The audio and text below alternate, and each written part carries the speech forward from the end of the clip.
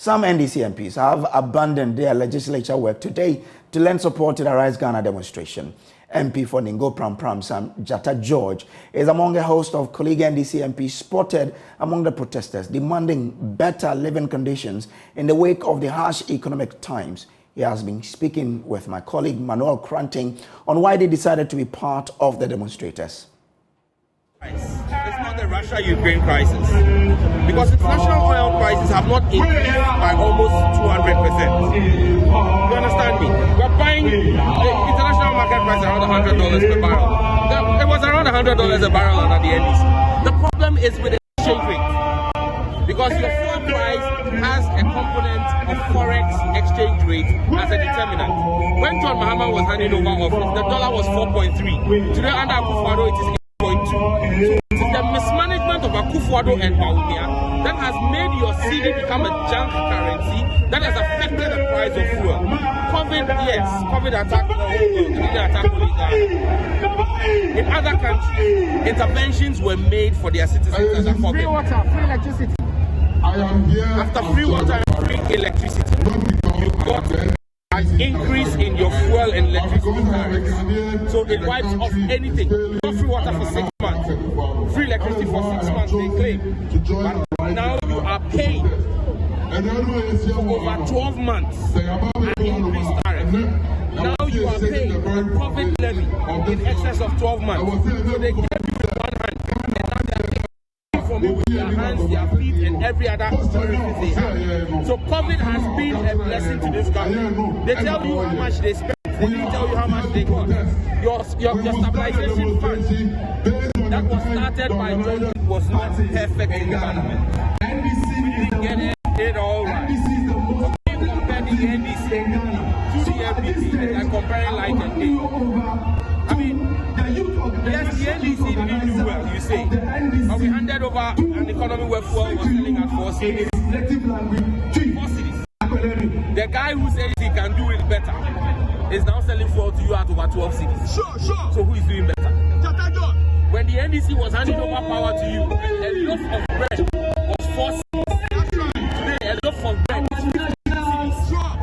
You cannot compare the two. When the NDC was handing over office to you, our national debt.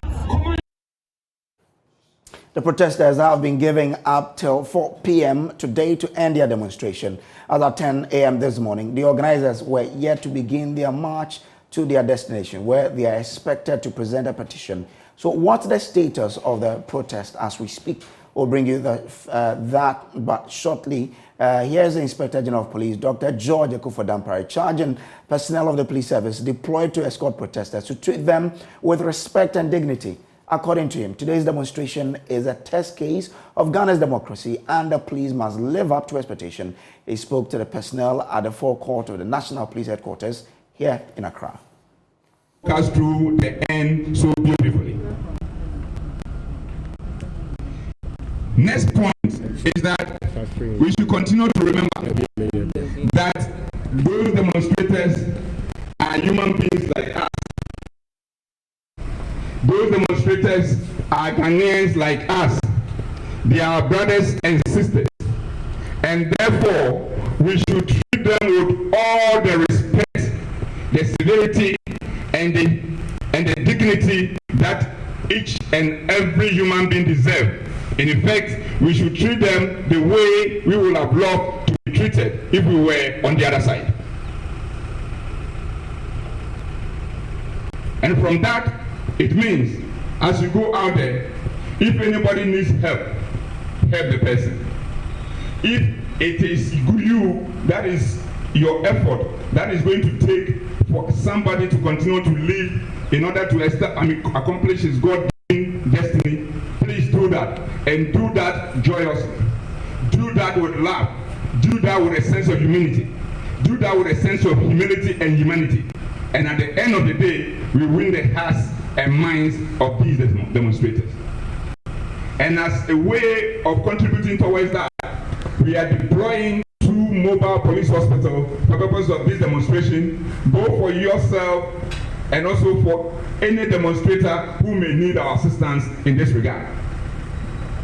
We want to show the world that as a country, our democracy is growing from strength to strength. And this is a finest opportunity to demonstrate that.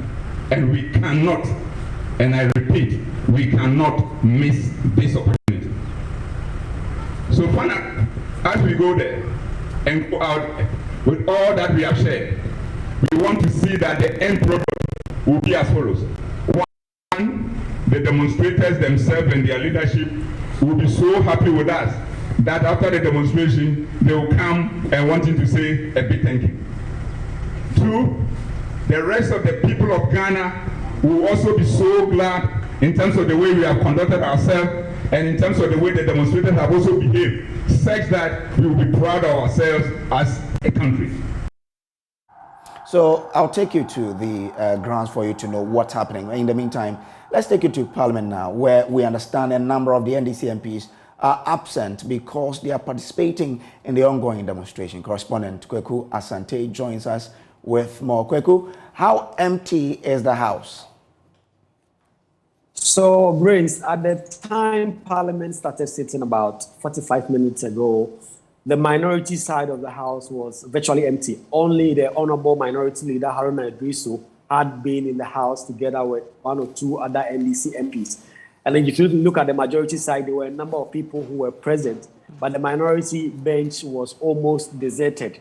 And the information I was speaking from my sources indicated that some of these MPs, I should say, had decided to join the Arise Ghana demonstration that is protesting economic hardship among others, and we're going to join the House later on. Indeed, a few minutes ago, some members have been coming in, but it's not really reminiscent of the minority bench. Usually when Parliament starts, usually to be the majority side, that will be very much deserted. But if you look at the House today, you see that a lot of NDC MPs are not present. My sources have been telling me that they were joining the protest.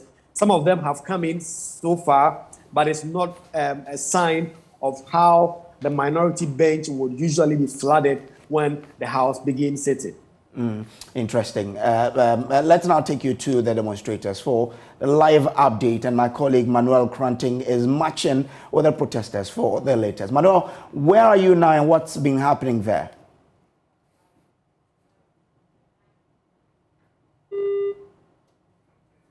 Manuel, if you can hear me, I'm trying to find out from you where you are and what has been happening.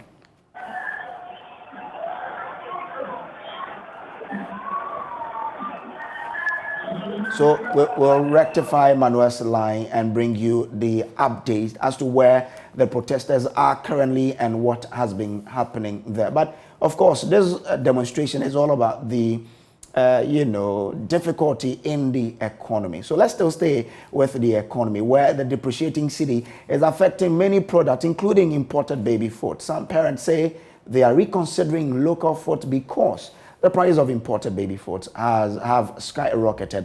Mamesi Thompson brings you a story of a mother who says spending almost 1,000 cedis weekly on baby food to feed her twins is draining her financially. Stay tuned for more in this edition of the Living Standard series. Now it's going for 310 cedis. This is a product that used to sell around 230 cedis. Oh, in a week. Close to 1,000. Exchange rate in the country. In Germany, money prices as a son.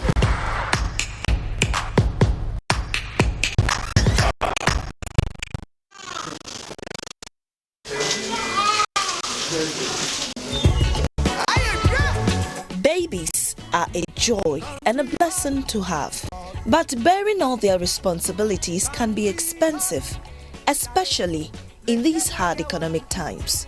In this story, I focus on the cost of various baby foods. Alma Teria is blessed with twins. Her breast milk is not enough, so she's been relying on baby foods for her children. She scans the shelves of the baby foods and grocery shop at East Legon and is shocked that the price has gone up again. As for the money aspect, I don't even want to think about it, because the thing is, when you come to stock, the next time you're back, the prices have like doubled or something. Like there's an increase. There's always an increase. Like every time there's an increase, and It's not even funny. Yeah. Alma says the trend is frustrating her financial plans. She spends close to 4,000 cedis every month on baby formulas. Before, I used to buy like the Aptamil. A bottle was, I think, 11 or 12 cedis. Baby food, you can correct me if I'm wrong. And then now it's about 23 or 25, right? So you can just imagine. Oh, in a week, close to 1,000. Close to 1,000 cedis. Yeah. Yeah, every week. Close to 1,000. Are you serious? I'm serious. Her twins turned 1 recently. They started feeding on milk formulas a couple of months after birth. To keep her family budget in check, Alma is now leaning towards corn porridge. We're supplementing with a lot of cocoa. So let's now take you to the grounds where the protesters are marching on to demand government to work on making the economy better. My colleague Manuel Cranting is on standby.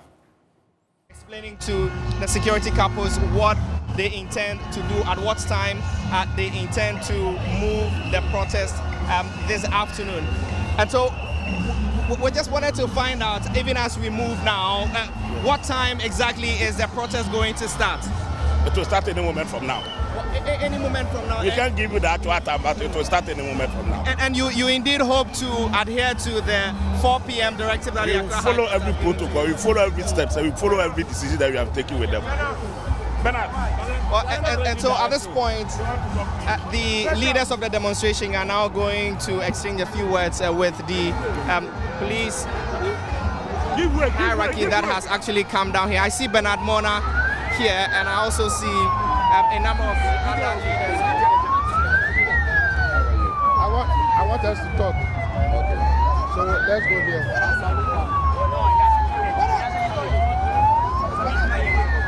Okay, let me call him. Call Sammy for me. So maybe we can go to the other side. No, we should go inside. We should go inside. Call this young man for me. Keith.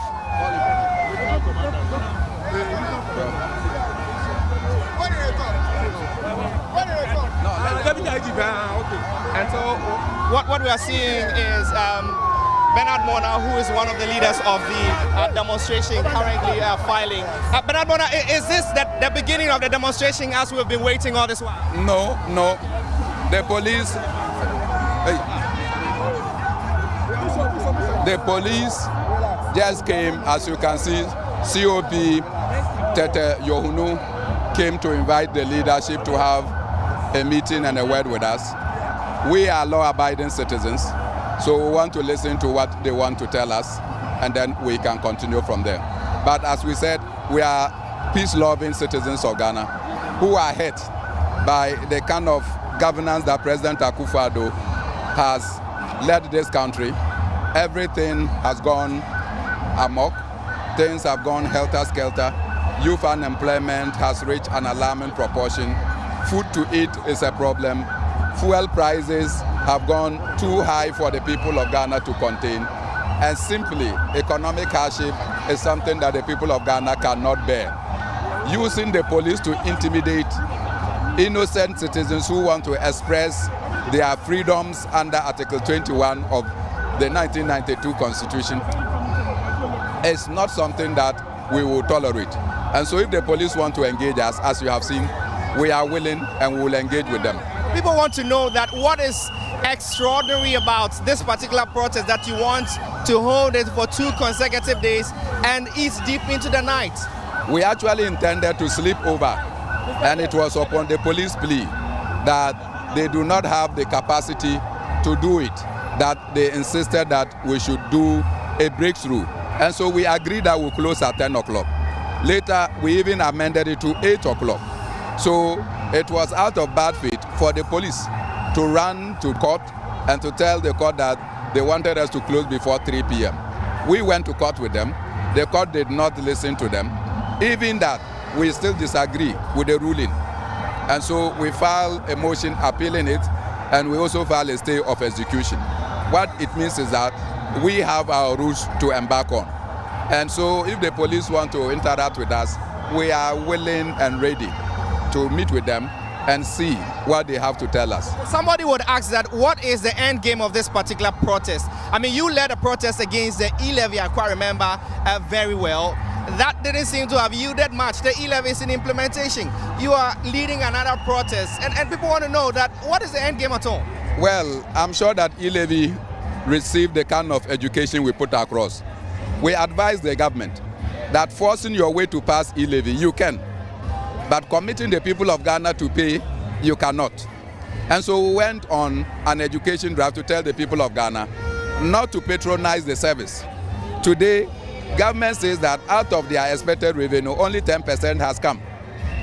It has been a monumental success for us because the government failed to listen to us, forced their way through Parliament, but we forced our way through our non-acquiescence. We refuse to pay. But that's one way of looking at it. Another way of looking at it is you did very well to get Ghanaians to avoid paying the tax. Essentially, government is losing revenue. And that's a problem we're seeing today. You don't agree? No, we don't have a problem. The government of Akufo-Addo promised us that we are sitting on money and yet we were hungry because of bad leadership. They didn't say that when they come, they will tax us. Indeed, they said that they will cut taxes. And they said they will move away from taxation to production. So it was our duty to help them to move away from taxation to production. So you should look at it that we are rather helping government to manifest and to achieve its goal of moving from taxation to production. A government that is not responsible to its citizens will fall flat. They refuse to listen to us. They went to the capital market, they flopped. So for us, we will continue to tell the story of how Akufo-Addo is such a monumental failure in the history of Ghana's leadership. So that's live from the demonstration grounds there. But let's still stay with the economy, because as pressure mounts on government to consider a return to the IMF for a bailout in the wake of its harsh economic times, some analysts say further delay will worsen the prevailing conditions. The controversial e-levy, touted by government to be a critical solution to fixing the challenge, has not done too well after 2 months of its implementation. The latest tax has raked in just 4% of its projected revenue within the 2-month period. With this trend, some economic watchers fear the measure might not live up to expectation and must therefore be reconsidered. Former Finance Minister Seth Terkper is optimistic returning to the IMF will bring a lot of relief to Ghana. He spoke on the AM show with my colleague Benjamin Akapo. Saying that, where is the pride? Didn't we go back to the IMF for COVID loan? If we were that solid, why didn't we stomach it ourselves? Didn't we take the SDR, the countries that have the wherewithal, when they got their SDR, some of the middle income and almost all the advanced countries, what did they do? They divided it, used some of them to create their own buffers, and gave the rest out, to countries like ours, by way of aid and the rest. I mean, if you want to, with a certain clap, you have to do the fundamentals, for you to be there. Okay. I do not see, how we are. By the way, let me also answer this question, which and maybe just briefly, because we have to go. So this will be the final point. To answer a critical one of the home goals, particularly the stabilization fund and the second fund. So let me just focus on those. What has the problems that have been buffeting the economy? It is because commodity prices keep going up and down. Forget about Ukraine war and the rest. Also, tax analyst Eric Amponsa-Boateng wants government to come up with clear action plans to fix the economy. According to him, all the local policies being rolled out now are no different from what the IMF will ask Ghana to do if it were to tend to it for a bailout. Government can also look at other means of raising revenue, and one of them is to review the tax exemption, especially those that we give to these multinational companies that are owned by foreigners. Because at the end of the day, whatever money that they make, they move these funds out. And that does not help our economy to grow. We can also look at the payee very well. You agree with me that despite all the challenges that we have, all the ideas that we put on board, the PAYE still gives Ghana the highest in terms of the revenue. We must probably revisit the free zones, the concept.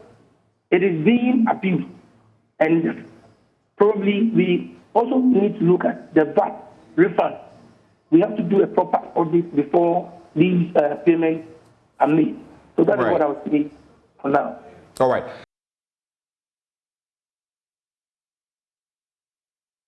Meanwhile, Information Minister Kojo Nkrumah tells JoyNews that contrary to speculations that the country may eventually turn to the International Monetary Fund, IMF, for economic support, the Finance Minister, Ken Ofori-Atta, has not given any such indications yet. According to him, the minister is setting about homegrown measures being pursued to put the economy back on track.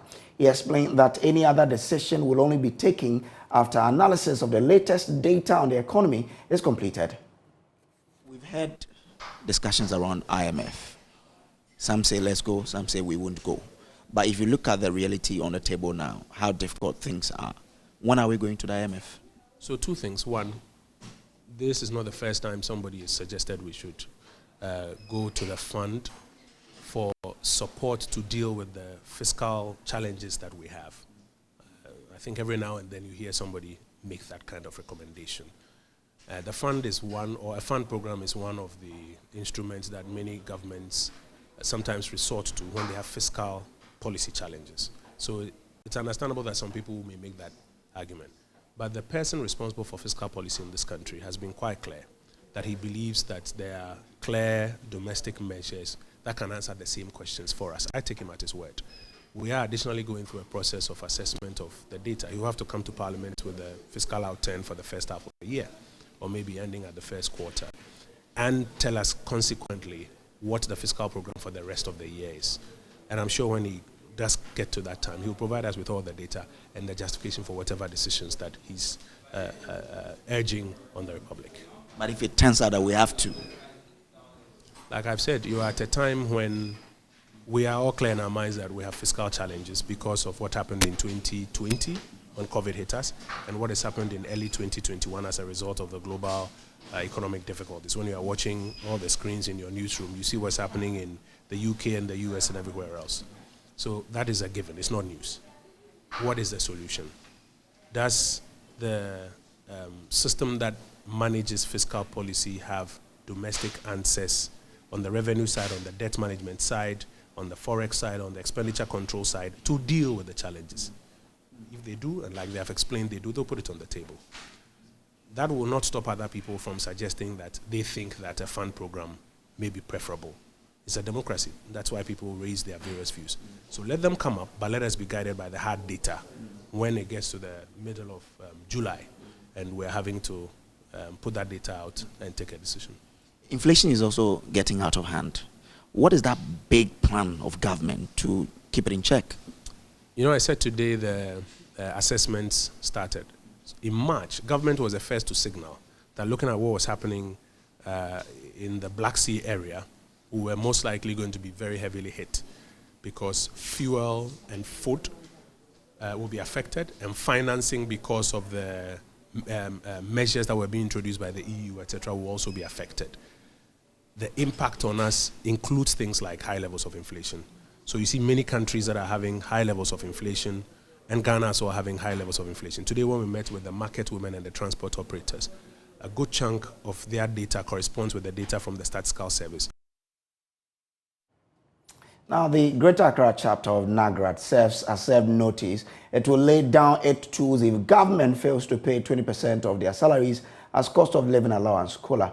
The association says the increased cost of living has made life unbearable for its members. The group becomes the third after the Upper East and Eastern regions made their intentions known to embark on an industrial action. At a news conference, Chair of the regional chapter, Henry Tete Afi, says the group expects to hear a positive response from the government and its mother union before the end of June, or it will not hesitate to lay down its tools. Henry Tete Afi has joined us on Zoom for more on this. Good afternoon, sir, and thank you very much for joining us. Now, what has been the agreement between you and your employers on this particular development?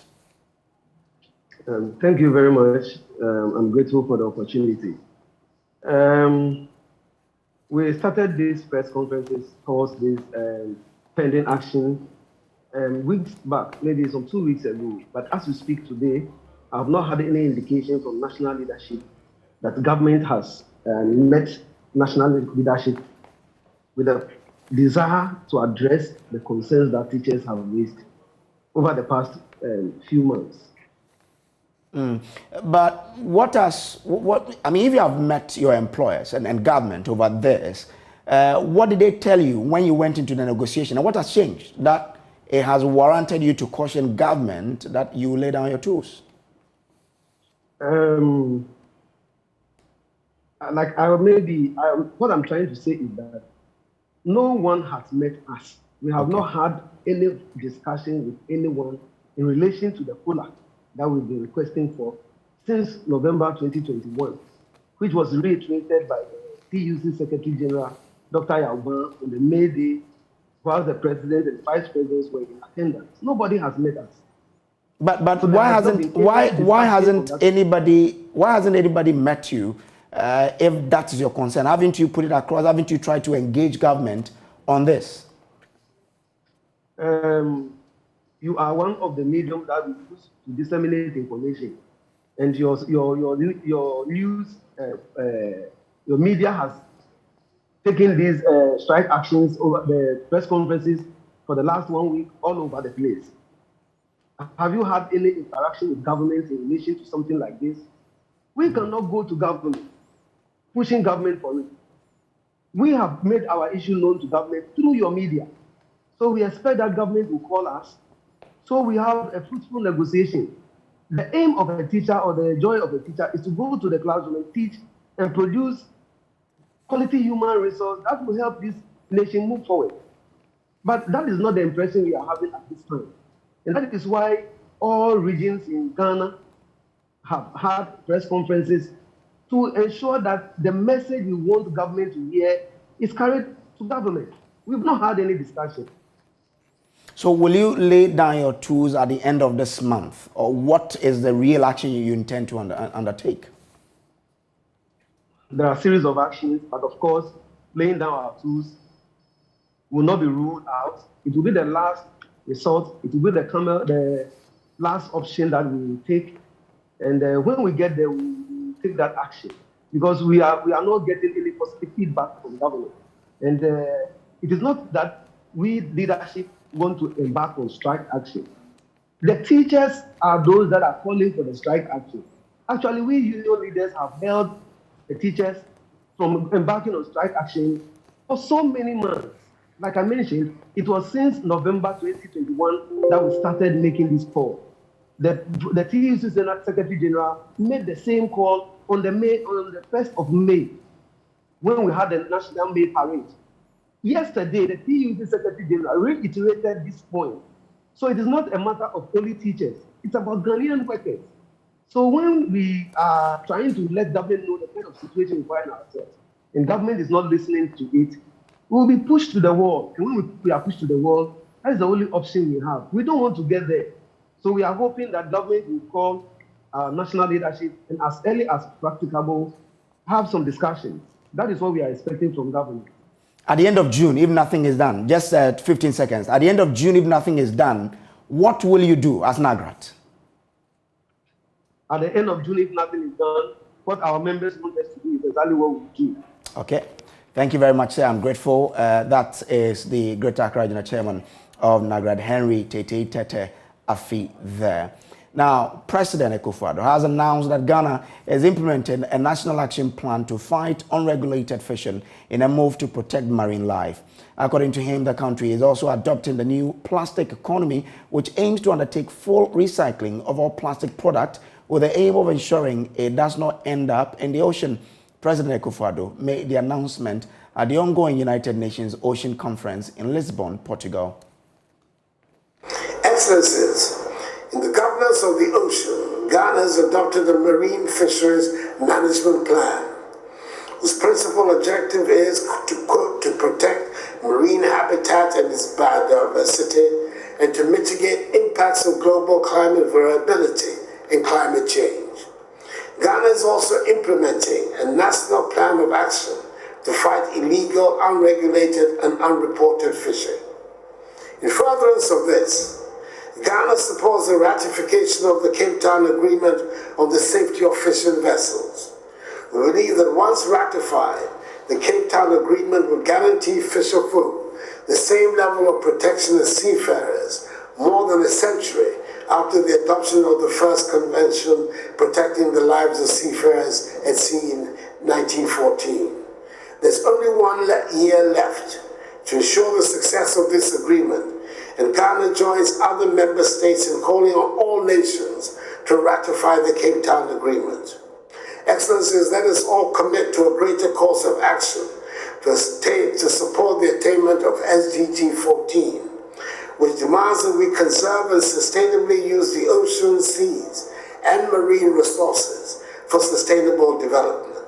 Let us all put our hands to the wheel and take up the challenge for the cause of our common humanity. He also called for a collective global action to fight any attempt to pollute the ocean. Coming on the heels of the One Ocean Summit, which took place in February in Brest, France, this conference provides a unique opportunity for us to evoke the awareness that was created in Brest to help ease the pressures humans are exerting on the ocean. I want to use this occasion to reaffirm Ghana's strong commitment and support for ongoing efforts to protect the ocean, particularly the fight against the menace of plastic pollution and maritime litter. Indeed, in September last year, Ghana was joined by Ecuador, Germany, and Vietnam to convene the Ministerial Conference on Plastic Pollution and Marine Litter in Geneva with the able support of the UN Environment Programme. The draft resolution that emerged from the conference, through the welcome leadership of Rwanda and Peru, was tabled at UNEA 5.2 in Nairobi. You're still watching the Joy News today. We'll take a quick break. When we return, we'll bring you the latest in business. Stay with us.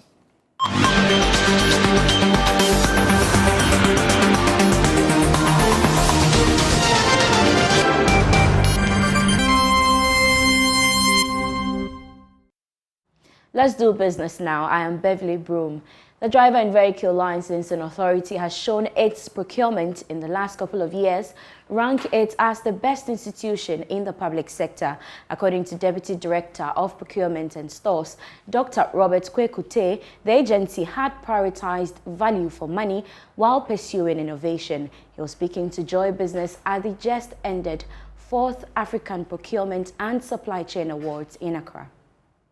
Some innovations introduced at the Driver and Vehicle Licensing Authority, such as digital integration with other national identity cards and issuance of driving license at a record time, have received commendation. According to the award organizers, Instinct Wave Procurement Unit contributed significantly to savings of many institutions in turbulent times. Deputy Director of Procurement and Supply, Dr. Robert Kwekute, noted that the infrastructure is being built to ensure more efficiency at the DVLA. We ensure that we get value for money, and we ensure that we get the best, and we are always cautious of compliance to statutory requirements and then the laws. And we ensure that we get stuff in place in time to ensure that all these things that you are seeing, all the changes and then the technology, the advancement you are seeing at the DVLA is because we've been able to put infrastructure in place at the right time, in the right qualities, and of course, bearing in mind that we are getting value for money. That is why these things are happening. The agency received 4 awards during the night. Meanwhile, the performance of other procurement and supply chain units in helping to cut costs at various public and private institutions were celebrated during the ceremony. Other winners included MTN Ghana, AngloGold Ashanti Iduaprem, and Guinness Ghana. They say the award will spur them on to do more. I think that this recognition here just confirms once again to the whole world, to the whole of Ghana, that Guinness Ghana is actually a company you can depend on anytime, any day for good quality products, and we're happy about this. And the award that I had today means a lot to me. It means we have to have ethical procurement. And going forward, that is my idea so that we can do good procurement within the country. We're going to leverage on these awards to ensure that we bring an element of ESG into our procurement and our supply chain, focusing on creating shared value, not just for us as a business, but for our shareholders and all our stakeholders in the value chain. The fourth Africa Procurement and Supply Chain Award was under the theme Driving Excellence in Procurement and Supply Chain Management. It was held to also celebrate innovative personalities and outstanding industry players in supply chain. The Ghana Institution of Engineers is calling for significant investment in infrastructure, particularly the road transport sector. According to its president, Professor Charles Enum Adams, if the economy is to grow rapidly to reflect economic condition of the people, the deplorable state of the road must be addressed. He disclosed this at the institution's 51st presidential address. Presently, Ghana requires no less than $1.8 billion annually to bridge the infrastructure gap. Speaking at the 51st presidential address, Professor Charles Enum Adams said the way to go is to prioritize critical infrastructure development. According to him, a lot of the country's road networks are in a deplorable state, and that has affected productivity as well as the economy, where people have to spend long hours in traffic. He cited a typical example of the Accra-Tema motorway. You see that is being made for resilience alone, just to make sure that existing infrastructure can survive it. Of course, our computer-based systems that we use in checking what road ought to be done does not have anything to do with climate resistance. When we are determining what maintenance we do on our culvert, we don't pay attention to resilience. Maybe it's new to us, but we need to sit up and already begin to do something about it. And I want to say that the road agency need to be empowered to do a massive national campaign to check all the flood zones, because the road network is for security. It's also for our own mobility. And anything that happens there, like we saw in the Western region videos, where women were walking through water almost to their belly, should not happen. We have more business on Marketplace at 1 p.m. But up next is sports. Let's do sports now on JoyNews today with me, Muftau Nabila Abla. The general manager of demoted Ashanti Gold, Albert Kome, has alleged that 7 of the matchday 34 matches in the just ended Ghana Premier League matches were fixed. He is quoted by Kumasi-based Akuma FM to have said that the matches between Gold Stars and Ash Gold was a fixed match. The match between 11 Wonders and the Diana Stars was also a fixed match. The match between King Faisal and Legon Cities was a fixed match. And lastly, Hasafuk versus RTU was also a fixed match. Let us not be hypocrites, or else we wouldn't move forward in Ghana football. We understand the Ghana Football Association has extended an invite to Albert Kome to appear before the Ethics Committee of the football governing bodies to substantiate the claims he has made in relation to the matches that were mentioned by him in the interview he granted to the Kumasi-based radio station. Moving on, let's talk about Accra House of Folk and Kumasi Asante Kotoko. They will be representing the country in this year's CAF Champions League and Confederation Cup matches, respectively.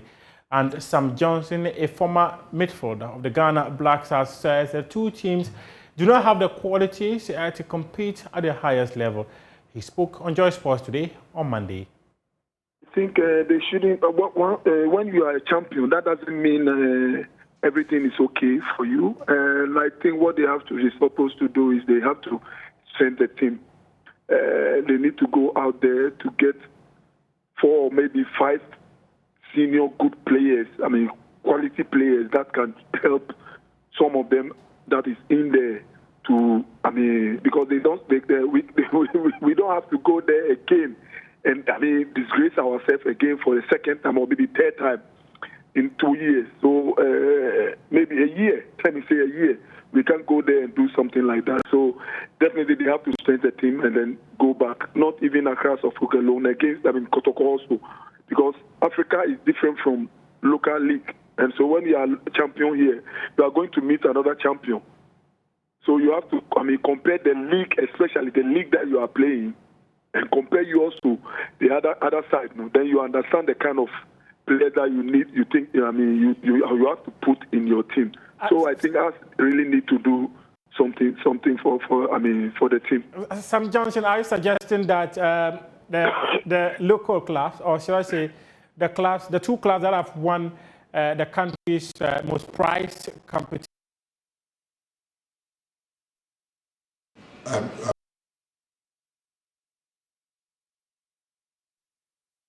That's your sports for now, but we do have more sports stories on my joyonline.com, and also at 2 p.m. when we come your way again with sports today. We appreciate your company. Up next is World News.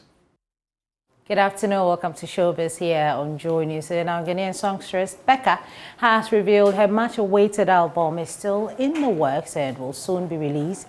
The musician, who has been off the music scene for some time now, told Joy News her fans deserve better, and that's what she will give them later this year.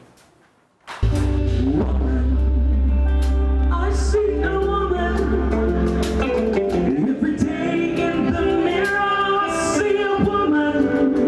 I mean, I've been working on the album for so long, and unfortunately at a certain point, like I told people I was going to release some music and I was going to take a back seat, and I still have that. I owe that to my fans and people that love me so much. Along the way, of course, my mom passed, and so it stretched some more. I had to just, sit back and just put things together, and I think I'm ready now for people to hear the album. It's still in works, but I'm telling you, it's almost complete. But everybody knows me, I'm a perfectionist. You can't get everything perfect, but I try to make it as perfect. Not for myself.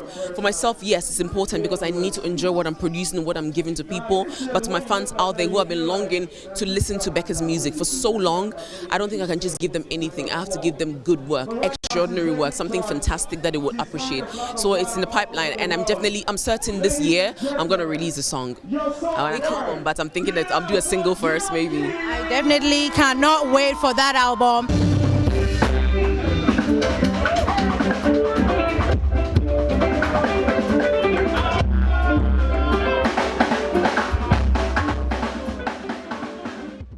And that note, we end Showbiz here on Joy News today. My name is Becky. What to you, Grace? Well, and that's how we wrap up our bulletin for today. There is more news at myjoyonline.com. My name is Samuel Kojo Brace. Up next is Marketplace. Do have a pleasant afternoon. Bye.